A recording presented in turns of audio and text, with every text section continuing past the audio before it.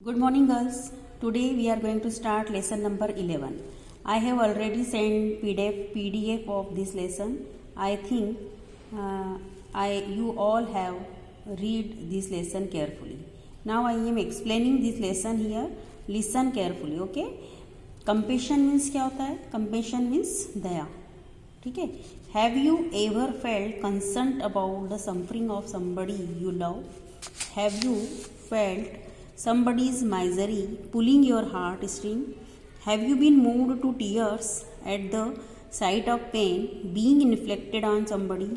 If yes, then you have felt the wonderful emotions called compassion. अब compassion क्या होता है, दया क्या होती है, ये इन्होंने समझाया है.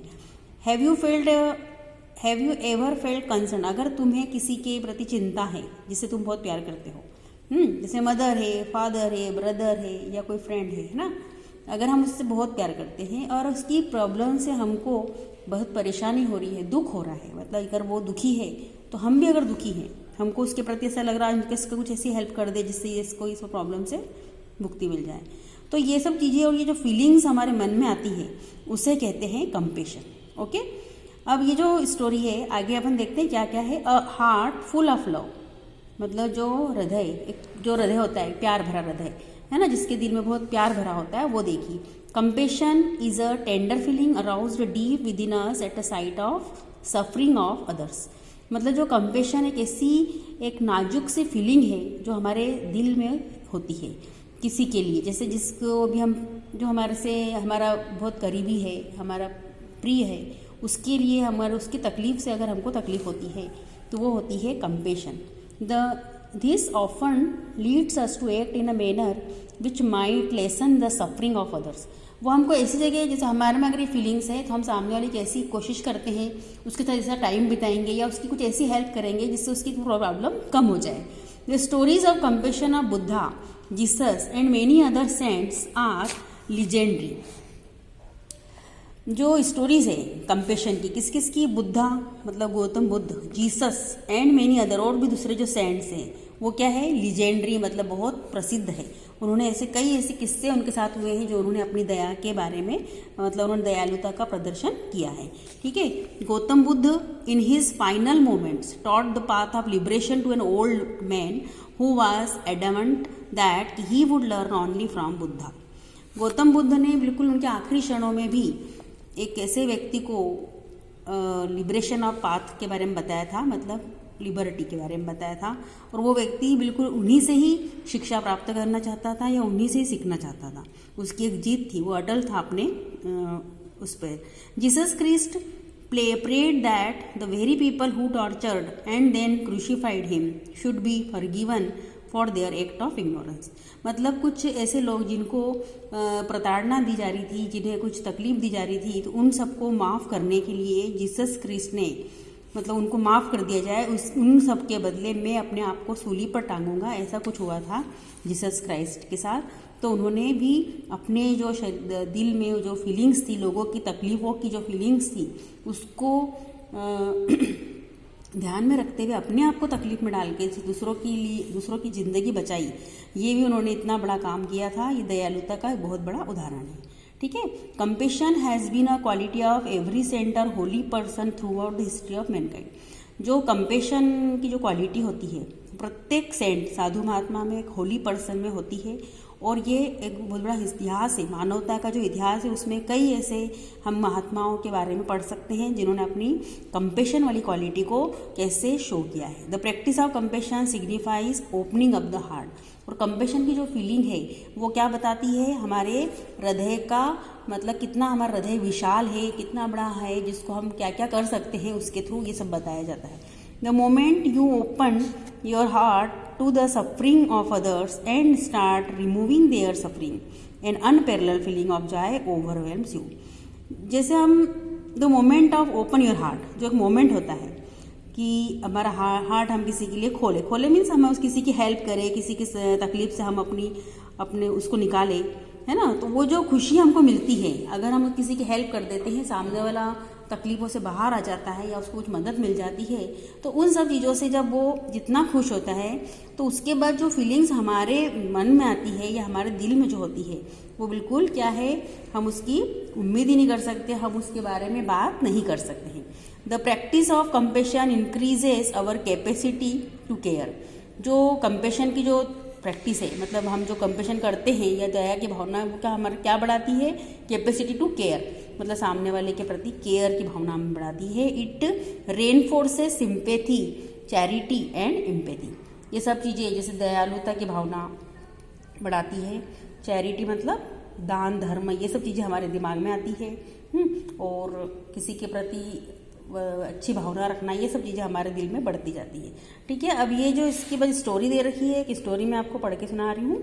Once upon a time in the Himalayan mountains there lived an old saint and his young disciple. The saint was frequently in deep meditation and during his meditation he would have vision of the future which always come true. एक बार की बात है, Himalayan mountain पर एक old Saint रहते थे, हाँ, और उसका young disciple. The saint was frequently deep meditation. जो साधु महात्मा थे वो गहरी मेडिटेशन में चले जाते थे और उनमें उनको एक विज़न दिखाई देता था। वो विज़न क्या होता था, ऑलवेज ट्रू होता था, मतलब फ्यूचर का कुछ समझ में आता था उनको कि अब ये होने वाला है, जो भी वो विज़न उनको दिखता था। मतलब एक तरह से जब वो सपना आता है ना, वो सपना सच होता है, उस टाइप से कुछ होता था। One day the saint had disturbing vision, he was going to die 30 days later. The saint called his disciple and said, "My child, I am going to give you a holiday for 30 days, so that you can go home to see your family. However, you must remember to come back here before the end of the 30 days." The disciple was happy as he was about to meet his family again. अब एक बार साधु महात्मा को क्या सपना आता है या क्या vision दिखाई देता है कि वो 30 दिन बाद मरने वाले हैं।